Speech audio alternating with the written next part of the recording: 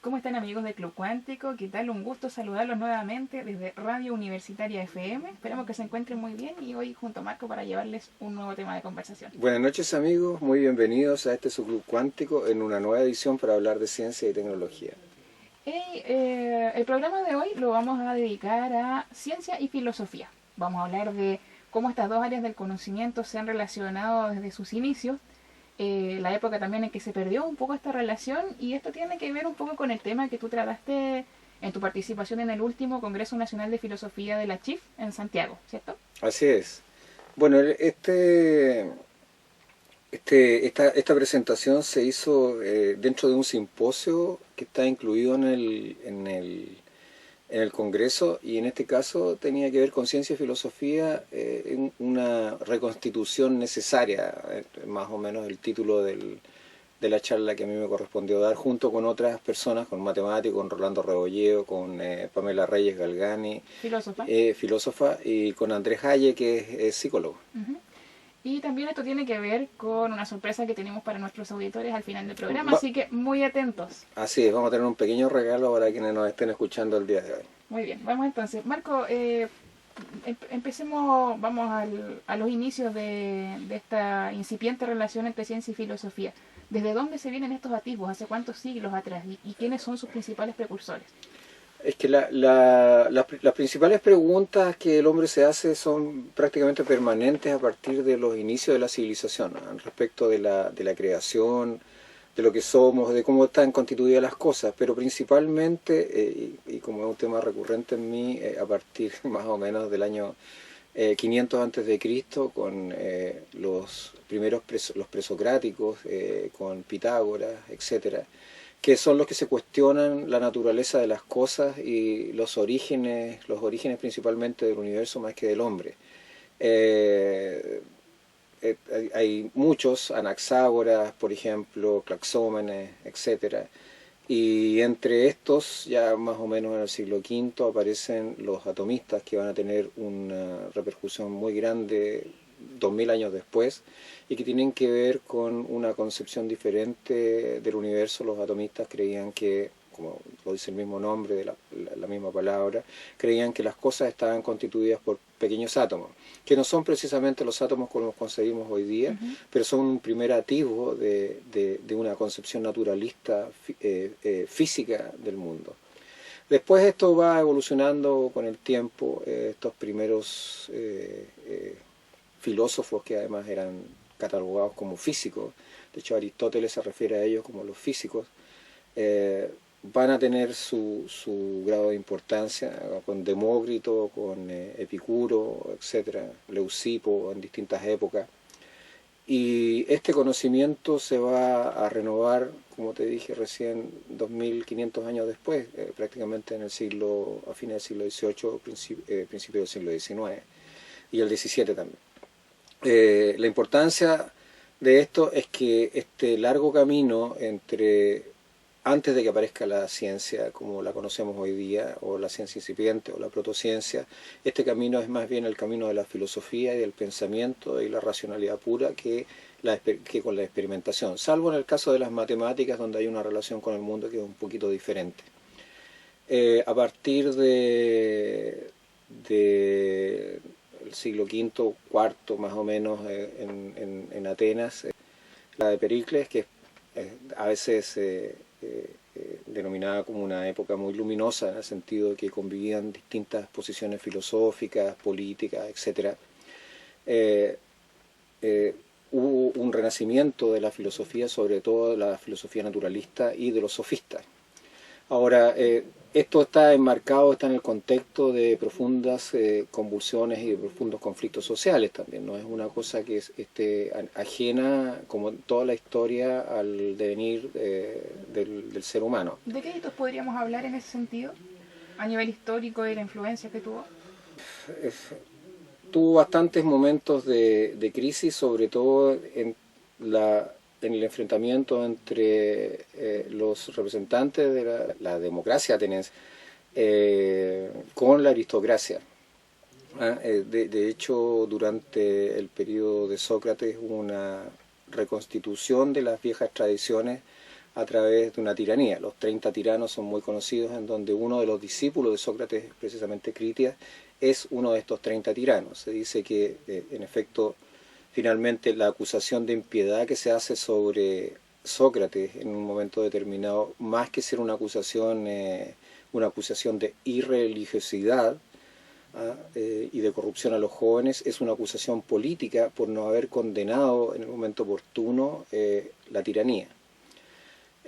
Diferente es que uno tenga que entender que en esa época, por ejemplo, la sebeya se usaba no para matar, sino que sencillamente para condenar a los enemigos políticos. Y esto lo hacían tanto los partidarios de la democracia como los partidarios de la aristocracia, que además eran apoyados en general por Esparta. Esparta tuvo muchos intereses políticos con Atenas como uno de sus competidores naturales, y por lo tanto hizo ingentes esfuerzos por tratar de intervenir en las políticas internas de este Estado.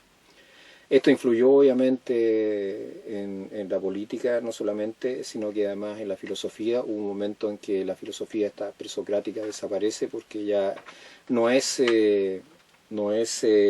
útil a los intereses de los nuevos detentores del poder, y por lo tanto hay un giro no solamente político, sino que hay un giro en materia de pensamiento filosófico en Atenas. Por otro lado, las guerras permanentes que tuvieron con Esparta, por ejemplo, las guerras del Peloponeso, significaron un desgaste muy grande para Atenas. Eso significó un cansancio respecto de la concepción del mundo que tenían, y finalmente empieza, hay un dejar de lado la política, un dejar de lado las consideraciones filosóficas, y el giro desde el punto de vista del pensamiento es más o menos importante en esta época. Los grandes conflictos generalmente generan algún tipo de filosofía diferente. Es lo mismo que en el caso de las guerras mundiales. El existencialismo, por ejemplo, sartreano, etcétera, Soren Kierkegaard, etcétera, aparece precisamente en una época de grandes convulsiones históricas. Esto es prácticamente lo mismo en el caso de Atenas. De hecho, uno de los puntos de inflexión a nivel histórico, tú marcaste también que se veía un cambio en la filosofía de su interés en el cosmos al hombre. Se comienza a centrar en el hombre. De hecho, en Sócrates ya el acento, Sócrates se dejó de interesar por la física y empezó a interesarse solamente por el hombre, por la ética, por la moral.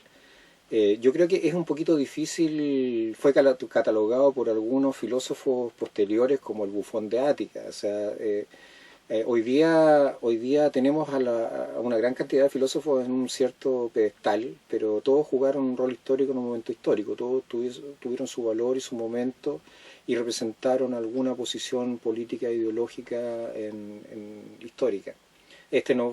Sócrates no está aparte de eso. Se le acusó también de sofista, una de las acusaciones que se hacía, y de hecho en algunas obras teatrales griegas se le representa precisamente como un sofista.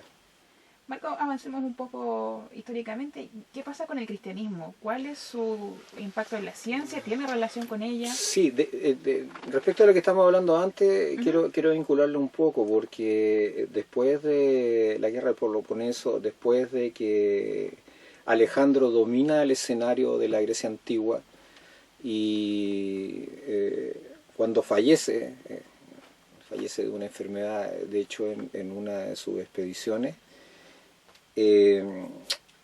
comienza a emerger una nueva visión más universalista en Atenas y en Grecia, que es el helenismo, que tiene un carácter universal diferente, y por lo tanto se pierde esa cohesión histórica y filosófica de la Atenas del primer tiempo. Pero coexisten solamente algunas filosofías, algunos tipos de socratismo, el epicureísmo, etc. No todas. Estoicismo también, que va a ser bastante importante después del siglo I, sobre todo en Roma. Y lo que pasa después es que cambia el eje hegemónico en el mundo, y es el Imperio Romano el que empieza a ocupar el lugar que deja Atenas, o que dejan estas ciudades-estado griegas. cuando Roma vence finalmente a Atenas, lo que hace es traer a su filósofo o incorporar su filosofía a sus propias concepciones del mundo, que son bastante más utilitaristas y menos preocupadas del universo como concepción, salvo en la élite, ¿no es cierto?, que durante el primer siglo, siglo I y siglo II, estaba muy, muy cercana al estoicismo, y en donde prácticamente los dioses eran una cosa efímera. Como decía Flaubert, en esa época el hombre estaba realmente solo. Y el cristianismo los acompaña a estas filosofías iniciales. Ahora, el cristianismo no es un creador de cultura, sino que es un fenómeno que aglutina. En el caso de Roma, en algún momento, si no me equivoco, Justiniano es precisamente el que declara religión oficial del reino al cristianismo por intereses más bien de orden político que por intereses religiosos. Es una religión o es una fe que le permite mantener además la cohesión del imperio. Tiene esas características y por lo tanto desde el punto de vista práctico es muy útil para el mundo romano hasta desde el punto de vista administrativo. Y por lo tanto esta fusión de filosofías diferentes, etcétera, empieza a eclosionar en una nueva concepción del mundo que ahora está vista desde el punto de vista de la fe. Fíjate que no estoy muy quiero hablar una cosa, no me acuerdo si fue Justiniano, pero no quiero equivocarme, pero hubo un emperador que fue el que finalmente declara la fe como de fe oficial.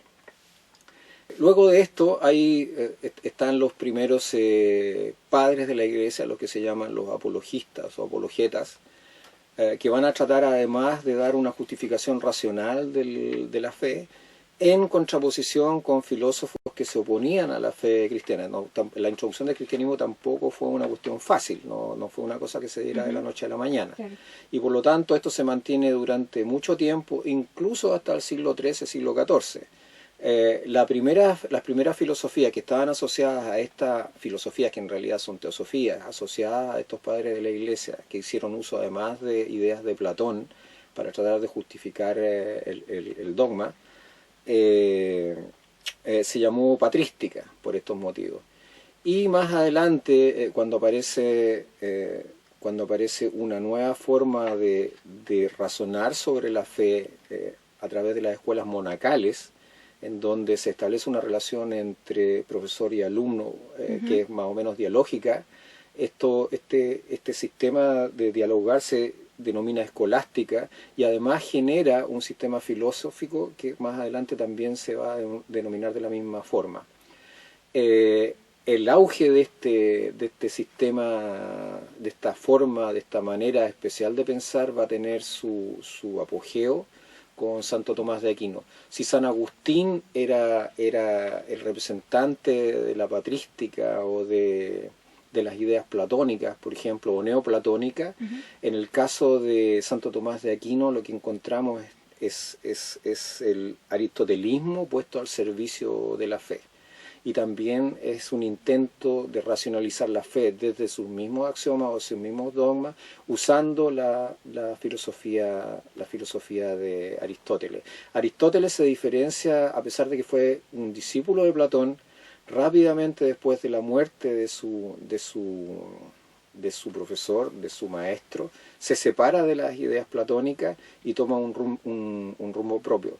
Si Platón creó la academia en Grecia, Aristóteles crea el liceo y enseña de una manera diferente, pone énfasis en la lógica y separa la física y se preocupa de la física. Comete errores muy graves en física, tengamos en cuenta el tiempo en el cual desarrolla sus ideas, pero por otro lado sistematiza la forma de pensar y eso va a ser una cuestión que va a tener una importancia radical más adelante. Y así se inician las primeras universidades también. En el siglo XIII hay varias universidades que se crean. Fíjate que en esa época además está presente la peste negra, se producen fenómenos sociales muy importantes, hay revoluciones campesinas, hay algo que está pasando en el mundo medieval están apareciendo nuevas fuerzas sociales y el antiguo sistema feudal empieza a que ya está anquilosado en términos de modos de producción, etcétera, comienza a decaer, y el espacio urbano que se está expandiendo le permite a nuevas formas sociales reproducirse y existir bajo otras formas de producción. Las dos universidades más importantes son la de Oxford y la de París. Y representan momentos diferentes desde el punto de vista de la filosofía. La Universidad de París es de un peso escolástico mucho más fuerte. Se preocupa más por las cuestiones metafísicas, y sin embargo la escuela de Oxford, los ingleses siempre son diferentes en el mundo, a pesar de estar en el mismo contexto cristiano, y se preocupan más de las cuestiones de las cuales se ocupa la física de Aristóteles que de las cuestiones metafísicas. Y por lo tanto, esta pugna entre escolástica y esta nueva corriente que es la de la Universidad de Oxford va a terminar a fines del siglo XIV, me parece. Va a dar fin a la escolástica y va a dar un salto grande en el mundo católico, precisamente, para los primeros atisbos de lo que nosotros hoy día llamamos ciencia empírico-racional, aunque parezca increíble. Muy bien. Con los mismos sacerdotes. Marco, estábamos hablando sobre el cristianismo, sobre los sacerdotes. ¿Cuál es la importancia del sacerdote franciscano Roger Bacon? Ya, antes de responderte eso, ¿sí? Me acabo de acordar no es Justiniano el que declara credo oficial al cristianismo en el Imperio Romano, cuando ya era el Imperio, después la República. Fue Constantino. Lo que hizo Justiniano fue ordenar cerrar la Biblioteca de Alejandría, que finalmente se cierra a media. Pero ese hecho también marca un hito, porque ahí ya prácticamente borra la filosofía o la tradición filosófica griega de los anales del imperio. Bueno, Roger Bacon es uno de los primeros sacerdotes que empieza a propugnar la experimentación en ciencia, para que veas tú que esto se hace en el mundo cristiano todavía. De la misma manera está Guillermo de Ockham, que también hace énfasis en separar la lógica de las cuestiones de la fe. Existe un entendimiento que las cuestiones y el estudio de la naturaleza, y eso tiene que ver también con una buena percepción del aristotelismo, a pesar de que ni Ockham ni Bacon eran partidarios de ello, muy por el contrario. Aparece la visión distorsionada que hizo la escolástica del aristotelismo, aparece en palabras tanto de Bacon como de Ockham como el enemigo para el conocimiento de la naturaleza. Ockham separa, como te dije, la lógica de las cuestiones de la fe. O sea, y eso ya es una cuestión tremendamente importante, porque además eso se va a manifestar mucho más adelante, en 1600 y tanto, con el mismo Newton y con la teoría de la gravitación. Newton, que era un protestante confeso y muy religioso, supo hacer la separación entre lo que significa el estudio del mundo natural y el estudio de las escrituras. Ya lo decía Galileo al principio, o sea, las escrituras no servían para describir la naturaleza, sino que Dios era visto a través de su obra, que era la naturaleza. Muy bien. Marco, después de sigue avanzando la historia, ¿hay un regreso al atomismo? ¿Y cuál es su relación con la física y las matemáticas? Hay varios atomistas importantes que van apareciendo en estas diversas universidades que se formaron, más ligados a la biología que a la física. Pero el mismo Galileo menciona los átomos cuando habla del fuego y de los vapores que se generan en las combustiones. Y por lo tanto es una cuestión que ya estaba viva. Estamos hablando ya del principio del Renacimiento, claro, cuando empiezan a recuperarse los escritos a través de la relación que se produce con las invasiones árabes, etcétera. Empiezan a recuperarse antiguos escritos griegos y por lo tanto antiguas ideas que habían sido olvidadas durante muchos siglos. Y por lo tanto esto permite, ¿no es cierto?, una nueva concepción y una nueva apertura a nuevas ideas. Además, como te dije, este nuevo escenario político y económico, la aparición de los estados nacionales, el decaimiento del papado como eje más importante de la cristiandad y la aparición de los reyes y de los monarcas, va a permitir el surgimiento de lo que hoy día entendemos como ciencia empírico-racional mucho antes por lo menos lo que se refiere a la protociencia, mucho antes de Galileo, primero con Copérnico y su teoría heliocéntrica del mundo en contraposición con la teoría tolemaica que había durado más de 2000 años.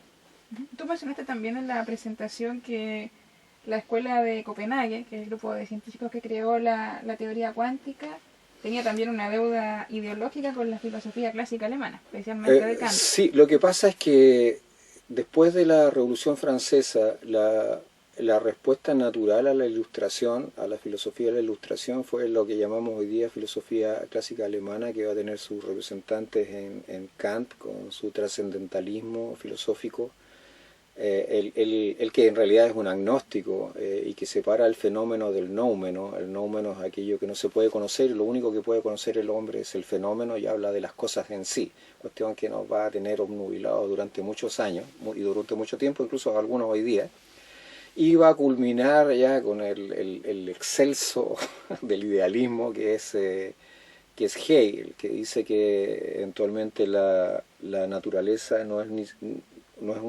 otra cosa que la enajenación de la idea absoluta. Es muy difícil entender los escritos de Hegel, pero en términos concretos, y partiendo de Platón, que consideraba que las ideas eran cosas que existían en la realidad, Hegel es el extremo de esta concepción del mundo, que concibe que lo que en realidad existe es la idea y que evoluciona a través de un proceso dialéctico, y esto que llamamos evolución del Estado, etcétera, es sencillamente la evolución de esa idea. Pero esto tuvo en esa época, por eso te digo que es la respuesta a la Ilustración, a la Revolución Francesa sobre todo, porque tenía, en el caso de Hegel, diferentes posiciones. Había una izquierda hegeliana y una derecha hegeliana. La izquierda hegeliana tiene como sus representantes más notables a Marx y a Engels, que partieron con Hegel, y tiene otros representantes que son parte de la derecha hegeliana, que postulaban que en realidad era el Estado prusiano la materialización más perfecta de la idea absoluta de Estado. Por lo tanto, estas concepciones no estaban ajenas del momento político en que ellos vivían. Ese es lo que tiene que ver con tu pregunta. Muy bien, ya estamos muy cerca de llegar al cierre del programa de hoy, y para los amigos que les pero perdón, el concepto que tú me preguntaste, porque que tiene que ver con la mecánica cuántica, tiene una deuda histórica. Fíjate que la teoría cuántica aparece en el siglo XX. Heisenberg, que es uno de los creadores, que es parte de la escuela de Copenhague, partió estudiando matemáticas, era un experto en Aristóteles, y por lo tanto su concepción del mundo es muy especial y muy ligada a conceptos básicos, ya sea no tanto de Hegel, pero sí de Kant. Ellos desarrollan un sistema filosófico dentro de la teoría matemática, que es la mecánica cuántica, porque en sí es una teoría matemática, que tiene que ver con un empirismo extremo. Por ejemplo, había algunos que decían que yo no puedo decir nada de las cosas que no puedo ver. Por ejemplo, si no veo la luna, es que la luna no está ahí. En el momento, o sea, solamente cuando la veo las cosas están presentes, lo cual es obviamente una exageración. Estoy exagerando también el ejemplo para que la gente entienda a qué me estoy refiriendo. Pero es como un empirismo extremo, llevado al extremo. Eso tiene que ver precisamente con ideas que son muy anteriores y tienen carácter filosófico. Por eso es que la ciencia y la filosofía, a pesar de lo que se piensa hoy día, tienen un vínculo, un nexo mucho más estrecho de lo que se piensa. Bueno, como les comentamos al inicio del programa, esto tiene que ver con la presentación que tú hiciste en el último Congreso Nacional de Filosofía. Así es. Y que son temas que tú abordas también en tu más reciente libro, Ciencia y Realismo, más allá del insoportable mito del observador, publicado por Editorial Universidad de La Serena.